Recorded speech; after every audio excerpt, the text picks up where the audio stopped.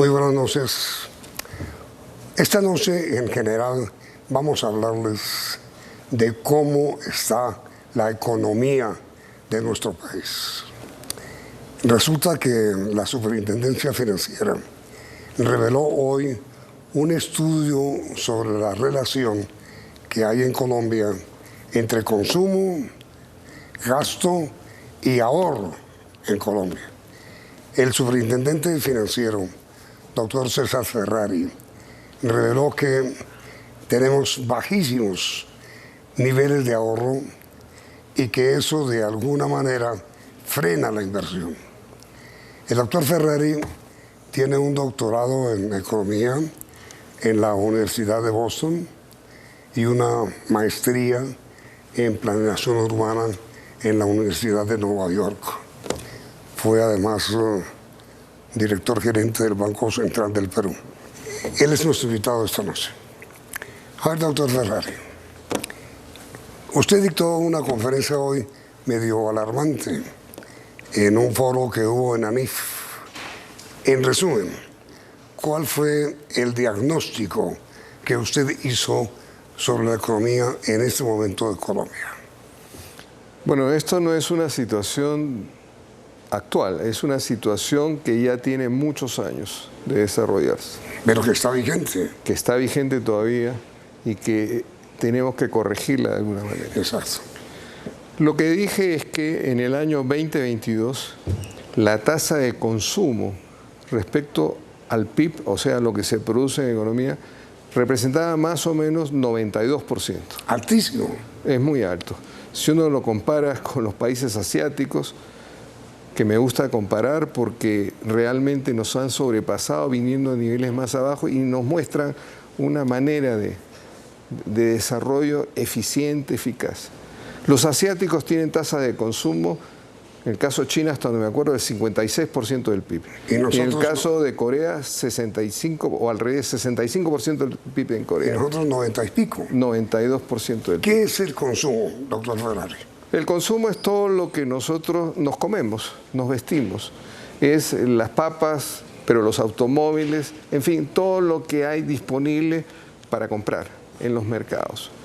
Y eso en Colombia lo hacen tanto los sectores privados como los sectores estatales. La mayor parte del consumo lo hacen los sectores privados, en menor grado los sectores estatales. Pero a ver, doctor Ferrari, perdón. El consumo interno de nuestro país es muy alto porque el ingreso es muy bajo. En relación al ingreso. Exacto. Por eso decimos, como proporción del ingreso es 92% del PIB. Eso nos deja un margen de ahorro muy pequeño. Muy pequeño. Porque la diferencia entre el ingreso y el consumo es el ahorro. Sí. Entonces, si uno tiene un nivel de consumo de 92%, tiene un nivel de ahorro de 8%. Nulo. Muy pequeñito. Entonces, cuando tú tienes un nivel de ahorro del 8%, quiere decir que la inversión doméstica que puedes hacer con ese ahorro es también del 8%. Ese tamaño de inversión doméstica, que además parte de ser una proporción de un ingreso pequeño, acaba siendo prácticamente dedicada a mantener la situación de las máquinas y el stock de capital que existe en la economía. Y como residuo se supone que eso permite construir más máquinas, construir más infraestructura para el desarrollo de la economía. Entonces, si tú tienes un nivel de ahorro muy bajo, la inversión es muy baja, y como la inversión es muy baja, la posibilidad de añadir a stock de capital para crecer más acaba siendo prácticamente imposible. Por eso la economía este año y el próximo va a crecer muy poco, porque durante el año pasado y el anteaño pasado consumió demasiado y entonces quedó poco para hacer inversión, que es lo que estamos mencionando. Pero a ver, entonces, doctor Ferrari, lo que vendrá el año entrante es muy malo. Pues el último trimestre fue 0.3 sí, señor, contra 12.5 del trimestre anterior, el anterior. Lo que viene será peor. O sea, lo que uno esperaría es de que si no hay inversión, no hay aumento del stock de capital, entonces no hay posibilidad de producir más o produces un poquito más. Entonces, como hubo mucho consumo en los años anteriores, ahora hay muy poca inversión para hacer esa expansión. Por eso, tenemos que hacer un poco de historia. O sea, recuerde la pandemia del 2020. La pandemia del 2020 las máquinas se pararon durante un buen tiempo. Para tratar de recuperar esas máquinas se empujó el consumo de una manera elevada. Pero al elevarse el consumo, la economía inmediatamente reaccionó y por eso la economía creció fuertemente el año 21 y el año 22. Pero para el año 23 lo que quedó para hacer inversiones muy chiquitas, porque hubo mucho consumo y por eso tenemos crecimientos muy bajos el año 23 y seguramente el año 24. Probablemente más adelante, cuando comienza a estabilizarse nuevamente el ciclo, puede aumentar. Pero estamos muy lejos de conseguir tasas de crecimiento del 9-10% como los asiáticos, porque, repito, nuestro nivel de consumo es muy elevado. Lo que usted denunció hoy y denuncia ahora es que hay una excesiva concentración de capital en Colombia. No, sin duda alguna. O sea, además de lo que hemos mencionado, según el Banco Mundial, ocupamos la 15ª peor distribución de ingresos en el mundo sobre 174 países. Ese es un claro indicativo de que hay una desequilibrio de ingresos. 15ª peor distribución de ingresos en el mundo sobre 174 países. O sea, tal vez insista demasiado, pero poco ahorro, poca inversión, una gran concentración del ingreso que hace que pocos consuman mucho y muchísimos consuman poco. Y esa es la situación en la cual estamos. Y esto se viene produciendo desde hace muchos años, no es de ahora. Pero observe, doctor Ferrari, que debido a la concentración excesiva de poder económico que hay en unos sectores en Colombia, es que se produce el no ahorro, porque la gente de los estratos mayoritarios, que son más de la mitad, no tiene con qué ahorrar. Pues claro, porque tienes muy poco ingreso. Claro. O sea, como tienes muy poco ingreso, prácticamente se consumen todo el ingreso que tienen, entonces le deja una cantidad mínima o ninguna para ahorro. Esa es un poco la situación. Pero además hay una serie de incentivos, una estructura de incentivos que hace que los ahorros que producen pequeñas capas de la población que tiene ingresos muy altos no se vaya a la inversión, porque además acaba siendo poco rentable y entonces en cualquier economía de mercado, pues si no tienes una buena rentabilidad no inviertes. Lo que sucede además en Colombia, no solamente que tienes esa estructura del ahorro, del consumo, del ahorro y la inversión, sino además tienes una situación donde las empresas son poco competitivas. ¿Y dónde se refleja eso? Claramente cuando vemos que las exportaciones son muy reducidas en relación al tamaño de la economía. Y prácticamente se busca lograr las ventas de la mayor parte de la producción en los mercados domésticos. Los mercados domésticos son chiquitos, precisamente porque el ingreso es muy chiquito. Entonces, si fueran suficientemente competitivas las empresas, estuvieran vendiendo al exterior todo lo que pudieran, hasta piedras. Pero no se produce eso. Y entonces no seguimos el ejemplo de los mercados asiáticos, por ejemplo. Pero entonces, mire, doctor Ferrari, usted como superintendente financiero, en un país con poco ahorro nulo, con baja industrialización, con casi nula producción industrial, con bajas exportaciones, con poco desarrollo industrial, con un dólar, con un peso revaluado, con unas tasas de interés altísimas. Digamos, ese es el diagnóstico. ¿Cuál es el remedio?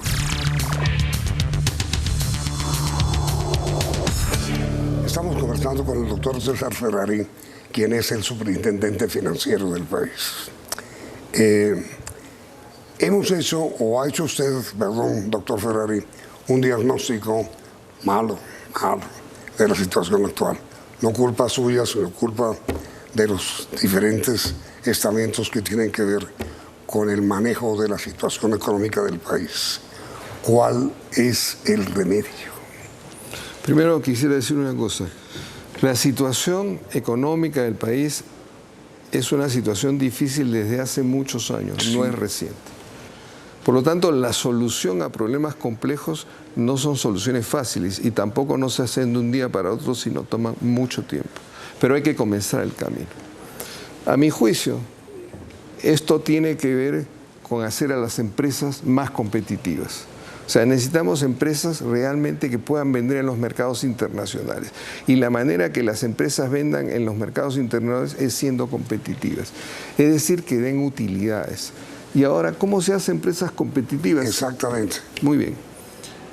Mire, la competitividad al final es una relación entre precios de venta y costo de producción. Entonces, si tenemos una tasa de cambio muy inestable, un día a 5.000, otro día a 4.000, luego a 4.300 o lo que fuera. Dígame usted, ¿cómo hace un inversionista para hacer un flujo de caja en el cual pueda hacer sus proyecciones económicas? Muy complicado. Entonces necesitamos una tasa de cambio estable, a un buen nivel, para que pueda superar de esa manera el precio doméstico que se forma del precio internacional y la tasa de cambio, los costos de producción. Pero tenemos costos muy altos que tienen que ver con tasas de interés muy altas, que tienen que ver con precios de la electricidad muy altos, que tienen que ver con infraestructuras inadecuadas, que se traducen, por ejemplo, en peajes muy altos. Todo eso configura los costos de las empresas. Y los salarios no son precisamente los más importantes, tal vez en algunos sectores donde la mano de obra es fundamental. Pero en general, en la estructura de costos de las empresas, pesan los otros factores que he mencionado. Entonces, si uno tiene precios que no superan los costos, la empresa no da utilidades y por lo tanto no es competitiva. Entonces tenemos que hacerla competitiva. Entonces, ¿cómo hacemos una empresa competitiva? Pues podríamos aprender a los asiáticos. Por ejemplo, los coreanos, los japoneses y los chinos han tratado de mantener costos financieros muy reducidos. Por ejemplo, han hecho de que, en el caso de los coreanos, sus empresas que nadie las conocía, conseguían créditos en el exterior porque su mercado de crédito era muy chiquito y por lo tanto muy costoso, con avales del Estado. Esa es una manera de hacerlo. Costos financieros que reducidos. Sí, que en Colombia son altísimos. Buscar créditos exteriores. Por ejemplo, para que sean competitivos. Pero son por altos también, ¿no? Son altos. No comparados con los colombianos. Los colombianos son mucho más caros. Son más altos aquí. Claro que sí. Entonces es un problema que tiene que ver también con la eficiencia del sistema financiero en general.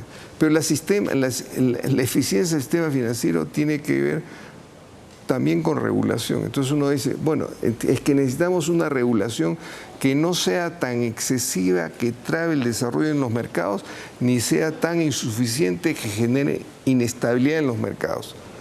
Ese es el punto medio. Buscar el punto medio no es fácil. Entonces, en la superintendencia estamos entrando a un periodo de depuración normativa para tratar de encontrar ese punto medio. Lo hemos hecho al interior y ahora lo estamos haciendo recibiendo observaciones y comentarios de, en general, quien quiera aportarnos, que espero que sean muchos, para lograr una suficiencia y una adecuada normatividad regulatoria del sistema financiero. Pero mire, doctor Ferrer, el señor presidente de FENALCO es uno de los dirigentes gremiales que se ha quejado reiteradamente del bajo consumo en el comercio. Y también hay bajo consumo industrial. Es decir, todo el consumo está bajando por la falta de ahorro. Pero si las tasas de interés no bajan, si el precio de cambio no reacciona para evitar esa revaluación del peso, vamos a seguir en las mismas. Sin duda. Y entonces, o sea, la única manera de obtener resultados diferentes es si se hacen cosas distintas.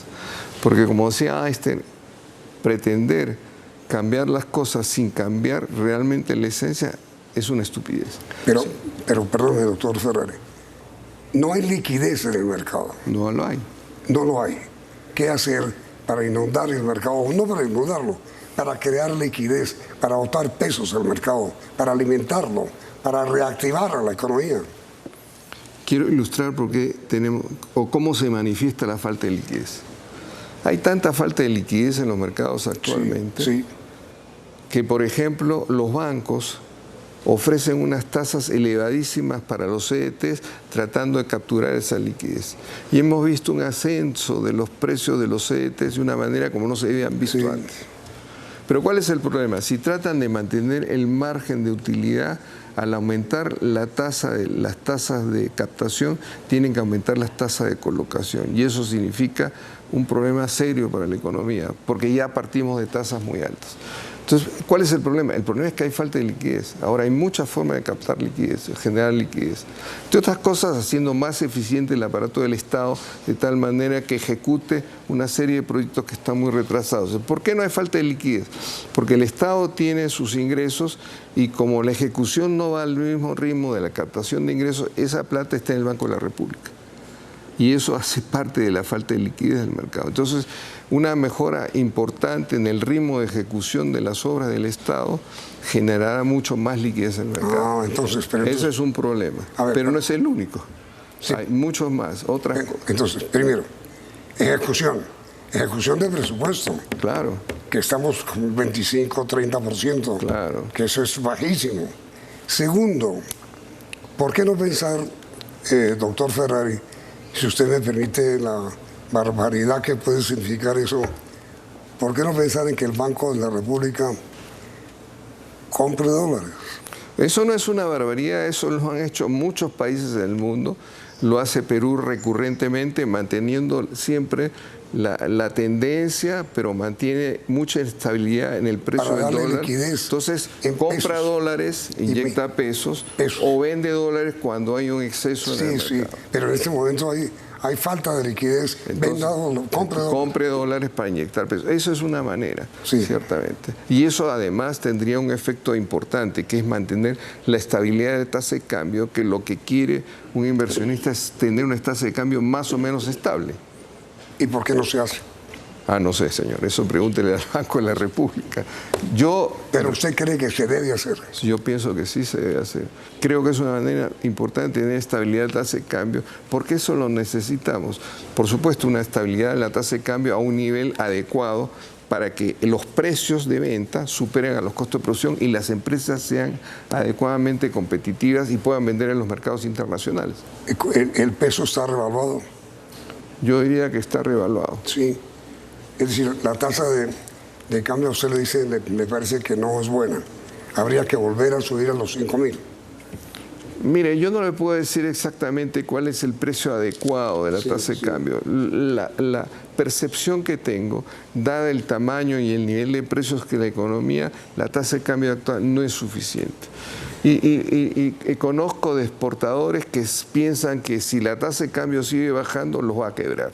Y eso no puede ser, porque precisamente lo que necesita el país es exportaciones para resolver uno de los tantos problemas, por ejemplo, la falta del tamaño de los mercados domésticos. Necesitamos los mercados internacionales, son fundamentales para el desarrollo del país. La tasa de cambio a 4.000 no estimula la exportación. No estimula la exportación e estimula las importaciones. Sí. ¿Y entonces qué hacer?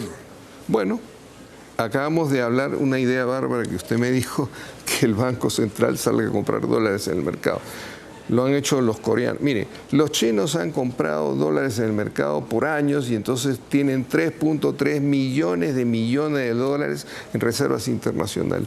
Los japoneses, hasta donde me acuerdo, creo que tienen 900.000 millones de dólares en reservas internacionales. Dejaron de comprar dólares por otras razones a partir de los 90, pero sí entiendo que son los segundos poseedores de reservas internacionales en dólares. Y eso lo tienen también los peruanos. ¿Cuánto valen nuestras reservas? Alrededor de 60 y tantos mil millones de dólares. 63.000 millones. Sí. ¿Por qué no compramos para inyectar pesos? Repito, yo no tengo esa respuesta. Yo no soy el que decide la política monetaria, ni tengo realmente capacidad para hacerlo. Eso depende del Banco de la República. Usted es muy amigo, mi querido superintendente, del presidente Petro.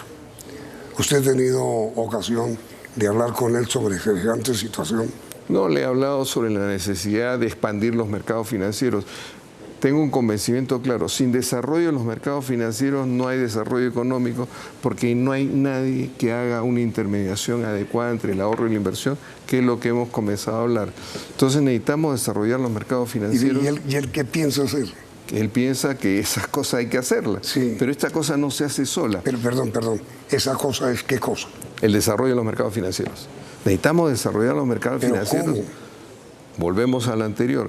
necesitamos hacer una depuración normativa, por ejemplo, para que esa normatividad no sea ni excesiva ni insuficiente, porque, repito, los mercados cuando tienen una regulación excesiva se traban. Cuando tienen una regulación insuficiente, generan inestabilidad. Entonces hay que buscar el justo medio y eso estamos en una revisión de toda esta normatividad. Pero usted está anunciando que está estudiando o que va a estudiar... Lo estamos haciendo. Una reforma normativa. Yo no hago las reformas normativas, yo hago la regulación de los sistemas financieros. Pero hace falta una reforma. Veamos hasta dónde es necesario cambiar esta historia. O sea, lo que ¿Quién la cambia? Bueno, eso lo hacen las leyes. O sea, las leyes las hace el Congreso. De la República. Claro, entonces hay que proponerle, tenemos ideas, hay que proponer y eso se hace a través de leyes.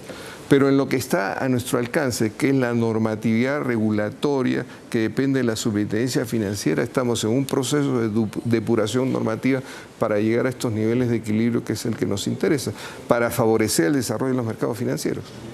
Para resumir, mi querido doctor Ferrari, la palabra sería, el compendio sería, la situación económica del país no es buena, las perspectivas no son buenas, el ahorro no es bueno, la industrialización no es buena. Si seguimos como vamos, no vamos bien. ¿Así? Bueno, pero puede ser mejor, esa es la esperanza que tienen las personas que hacen análisis económico. Hay muchas posibilidades de hacer cosas mejores en Colombia, hay muchas posibilidades de desarrollar. Tenemos que aprender a hacerlo, no lo hemos podido hacer hasta la fecha. Nos hemos pasado décadas creciendo al 3-4%, mientras los asiáticos crecían al 9-10%, porque ellos sí intentaron realmente otra manera de hacer política económica. Y eso tiene que ver con lo que le acabo de decir, otro tipo de política monetaria, otro tipo de política regulatoria, pero también otro tipo de política fiscal. O sea, necesitamos gastos suficientes para tener unas carreteras adecuadas que no nos tengan una situación de insuficiencia de infraestructura. Pero para eso se necesita ejecución por un lado, pero también otros ingresos para poder financiarlo. Entonces necesitamos elevar nuestro nivel de ingresos tributarios. La media de la OCDE es 33% del PIB, en Colombia está alrededor del 20% del PIB, o sea, tenemos un enorme margen para desarrollar más ingresos tributarios, para poder hacer la infraestructura que el desarrollo necesita, que las empresas necesitan para ser competitivas. El asunto grave que usted me recuerda, doctor Ferrari, es que en países desarrollados como Japón, como Corea, como China, la carga tributaria pesa mucho más sobre las personas naturales que sobre las empresas. Ciertamente. Aquí en Colombia es al revés. Es al revés, ciertamente. O sea, pues entonces hay que hacer unas modificaciones tributarias importantes. Le pongo un ejemplo. En Finlandia, hasta donde me acuerdo, el 56%, 52% de los ingresos tributarios vienen de las personas naturales. Y el 6% viene de las empresas. En Colombia es al revés. 26% viene de las empresas y 6% viene de las personas naturales. Algo no está bien. Es exactamente al revés lo que quería hacer. Ese es un problema normativo que en algún momento Colombia tiene que abordar. Pero repito, si lográramos hacer las cosas que se tienen que hacer y estamos empeñados en hacerlo, pues el futuro de Colombia es un futuro promisor porque tiene posibilidades, porque tiene unas posibilidades agrícolas enormes, poco aprovechadas, porque tiene climas, tiene agua, todas esas cosas que se pueden hacer. Yo voy con frecuencia a Duitama, mi esposa es de Duitama, y cada vez que paso por ahí veo enormes cantidades de frutas vendiéndose a los lados, alrededor de las carreteras. Le comprarán 20% de esa fruta y el resto ¿dónde se va? ¿Se va a los marranos o se pudre? ¿Por qué no se ha desarrollado una agroindustria para posibilitar, qué sé yo, jugos, compotas, mermeladas a partir de esa fruta que no se acaba empleando adecuadamente ni genera un ingreso suficiente a los campesinos de Boyacá, que es el caso que les menciono? Necesitamos ese tipo de cosas se puede hacer porque hay las posibilidades de hacerlo. Se requiere industrialización. Claro que sí, claro que sí. La agroindustria es parte de la industrialización. Pero entonces, ¿qué traba que se desarrolla esa agroindustria? Porque no es suficientemente competitiva por las razones que le mencionaba anteriormente. Doctor César Ferrari, superintendente financiero, muchas gracias por esta clase de economía que nos ha dado. Usted ha sido muy amable. Con mucho gusto, hasta otra oportunidad. Y le deseamos feliz noche, doctor Ferrer. Muchas gracias. Y a ustedes también, queridos oyentes, y los invitamos a continuar aquí, en Noticentro 1C.